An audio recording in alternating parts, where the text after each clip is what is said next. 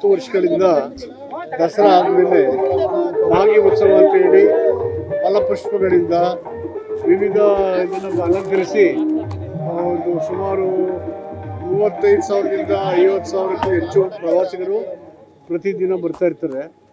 ವರ್ಷದಲ್ಲಿ ಅವರಿಗೆ ಒಂದು ಮನೋರಂಜನೆ ಕೊಡೋಕ್ಕೆ, ನಮ್ಮ ಸಾಂಸ್ಕೃತಿಕ ಜೀವನವನ್ನು ಹೇಳೋದಕ್ಕೆ ಮತ್ತು ಮೈಸೂರಿನ ಗತವೈಭವ ಹೇಳೋದಕ್ಕೆ ಸುಮಾರು 7 ಲಕ್ಷ ಹೂವುಗಳನ್ನು ಹಾಕಿ 10 ದಿನಗಳ ಕಾರ್ಯಕ್ರಮವನ್ನು ಪ್ರಾರಂಭ ಮಾಡಿದ್ದೇವೆ. 5 ದಿನ ಸಾಂಸ್ಕೃತಿಕ ಕಾರ್ಯಕ್ರಮವೂ ಇರ್ತದೆ.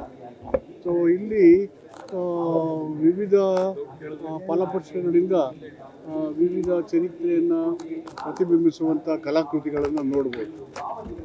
ಹಾಗೆ ಆಯುರ್ವೇದಿಕ್ ಸುಮಾರು 500 ಗಿಡಮೂಲಿಕೆಗಳಿಂದ ಯಾವ್ಯಾವ ಗಿಡದಿಂದ ಏನೇನು ಮೆಡಿಸಿನ್ ಸಿಗ್ತದೆ ಅಂತ ಹೆಚ್ಚು ಇನ್ಫಾರ್ಮೇಟಿವ್ ಇದೆ, ಅದನ್ನು ತಿಳ್ಕೊಬೋದು.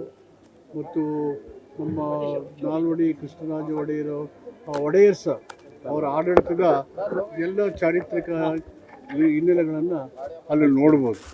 ಮ್ಯೂಸಿಯಂ ಥರ ಮಾಡಿದ್ದಾರೆ, ಅಲ್ಲಿ ನಿಮಗೆ ಕಂಪ್ಲೀಟಾಗಿ ಇದರ ಚರಿತ್ರೆಯಲ್ಲಿ ಗೊತ್ತಾಗುತ್ತೆ. ಸಾರ್ವಜನಿಕರಿಗೆ ಉಚಿತ ಸೇವೆ ಹೇಗೆ ಪ್ರವೇಶ ಶುಲ್ಕ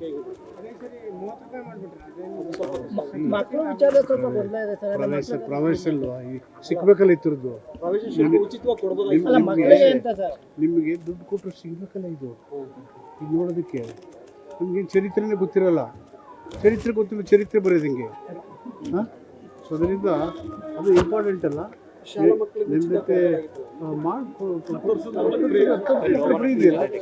10 ವರ್ಷ ಮಕ್ಕಳಿಗೆ ಫ್ರೀ ಇದೆ. ಸಿನಿಮಾ ನೋಡೋಕೆ ಹೋದಾಗ 3 ವರ್ಷ ತುಂಬಿದವ್ರಿಗೆ ಟಿಕೆಟ್ ಇಲ್ಲೇ ಹೋಗ್ತಿದ್ವಿ ನಾವು.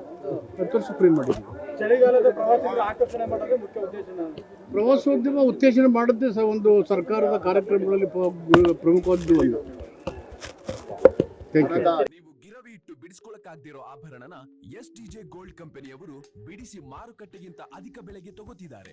ಅಷ್ಟೇ ಅಲ್ಲ, ಒಂದು ಕೂಪನ್ ಕಾರ್ಡ್ ಕೂಡ ಕೊಡ್ತಾ ಇದ್ದಾರೆ.